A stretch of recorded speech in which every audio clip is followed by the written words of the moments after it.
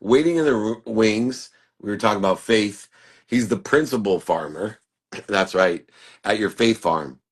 And it's a Chattanooga Hills Charter School in Atlanta. Patrick Muhammad, welcome, my friend.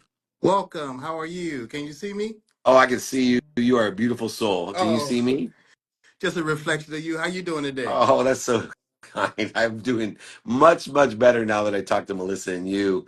Um, your third book, Farming Yes. by Faith. Yes. Um, I am surprisingly to myself, my friend, I have to be completely humble and vulnerable. I'm the last person in the world that I thought at 57 years old that I'd be preaching. And Right. I used to upset me when people like, preach, Mr. Meltzer, Right. preach. And I said, well, I'm not religious. I'm not, my family's very religious. I don't have much faith, Now everything is based off of my faith. Mm. Everything's based off of an unlimited, infinite, unified system that loves me, protects me, promotes me, and perfects me. And anyone who is out there empowering other people with faith and farming faith and helping people, especially families, utilizing an activity, a sustainability, an activity that gives us the necessities that God has given us, meaning He says you need to sleep, you need to eat, you need to drink. And, you definitely you need to move, and all of that is in farming. So this third book, what is your intention, your faithful intention to inspire and empower people? Wow. You just summed it up. When we think about that first assignment of Adam, and he was in the garden, and he had to till to it to maintain his family and the future family. Well, that's where you and I are right now. We have to plant seeds in the minds to grow humanity. And those seeds are spiritual seeds, but those seeds are also physical seeds. When we think about what's plaguing our communities today, a lot of that has to do with the food that we're consuming. And so it's been my mission to help children right here at my school. We're teaching kindergarten through eighth grade how to grow their own food, as well as families. Because one of the tests of faith for me was realizing that I'm a father, right? My three little children depend on me daily. And a father never wants to have the moment to where your child looks up to you for food, clothing, and shelter, and you have nothing to offer them. And so farming has just been my way to help others be able to demonstrate our ability to help maintain humanity. And in the maintenance of humanity also lies the legacy of humanity. And what I mean by that is, as a young man resistant to people helping me, Mm-hmm. uh, I was told by one of the greatest sales mentors I ever met, when I was resisting his advice, Mm-hmm. thinking I knew what I didn't know, that he was an old timer, didn't know what he was talking about, Mm-hmm. that I was a multimillionaire, better salesperson than he would ever be. Mm-hmm. Everything that I touched turned to gold. Mm-hmm. And he said to me, David, you have so much potential. But I know right now I'm just planting seeds Yeah. under a tree Yeah. I may never sit under. Yeah. Yeah. And I think a lot of people don't realize when I say be kind to your future self Mm. and do good deeds, this is a faithful farming technique. Yes. You are Yes. planting seeds when you are kind to your future Yeah. self by Yeah. doing good deeds. And Yeah. the symbolic illustrative nature of farming, and when you talk about the sleep, the food, the water, and the breath, when you farm, everything, you said shelter is made from Yep. farming, Yep. air is Yep. made from farming, Yep. Yep. carbon monoxide is made from farming. Yep. Yep. The farming creates the beds that we sleep on and the pillows that we use. The farming creates, obviously the nutrition and the sustenance and the water that we use to live. All the necessities in life are created by farming, and not just in a theoretical state, like I said, Mm-hmm. planting seeds, but in its true pragmatic human experience.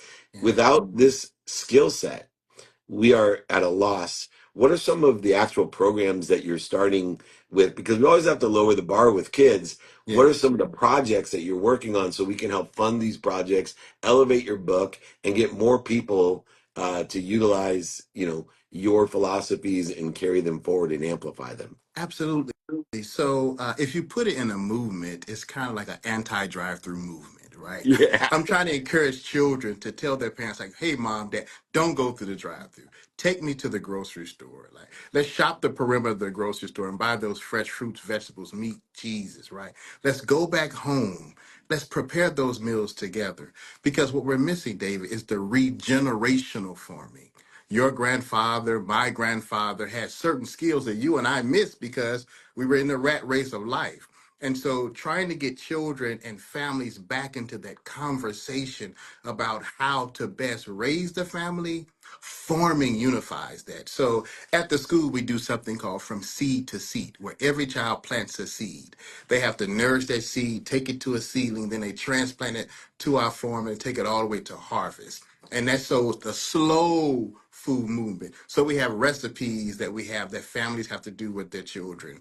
We have our children's book that happens to be here. You know, the principal farmer has a farm, right? And so we're showing the importance of eating your vegetables, right? We're showing the importance of getting the fruits inside your diet every day. And one thing you shared, you know, as your ministry grows beyond a pulpit, every day that you're on live or every day that you make those posts, or every day you talk about your granddad and he tells you to buy the best bed, right? Because you're going to sleep, what, 26 years of your life, right? Those seeds that you're planting are going into minds and hearts that you would never physically meet, but you're planting seeds that's going to grow humanity. And so, yes, we do have physical seeds that we help people with heirloom seeds that are seeds that someone's grandparent might have saved, and then we're showing families how to grow that. But let me just give you this one piece, David, because you're such a spiritual man. One of my greatest harvests was these sunflower seeds, and I was so proud I grew sunflowers. And as the sunflower was dying, that sunflower began to look not attractive. But in its death, that one seed that grew to a 6 foot sunflower, before it died, it pushed 600 seeds into the future, right? And so what that showed me is that this one life, this David life, this Patrick life, our responsibility is to grow to a height that's marveled, that's admired, but our greatest purpose is to push life forward and plant seeds beyond what we will ever see. The man or father who plants a fruit tree will never see it, but his grandchildren will consume it. Is Patrick Mulholland planting seeds under trees that both of us may never sit under, but understanding the circle, the life cycle of human experience combined with spirituality, with faith, that wisdom and that faith will shorten the distance of resistance and continue to grow and grow our humanity as much as individual humans as well. Patrick Mulholland, let's do more. Congratulations on the Emmy nomination. Thank you. Obviously, Jack Canfield and I wrote a little workbook on how to create the life you love, which is also aligned with planting seeds. And so check Yes. out Netflix's Chicken Soup for the Soul and on Fox. You got a great John Deere Yes. campaign. Anything and everything we can do to support you. Everybody go to at Patrick, the principal farmer, and support an amazing cause. You too can have a faithful farm and be a principal farmer in your That's own right. sowing, reaping Yes, sir. for life. Plant your 600 seeds before we Yes, sir. go. Thanks so much. I Thank you, love my you. friend. See you soon. See you soon. I'll see All you. right. Always invited. Yes, sir. What a stud. I love the sunflower analogy. Yeah. You know, I was thinking my mom that passed, how many seeds? She's been, wow. Whew,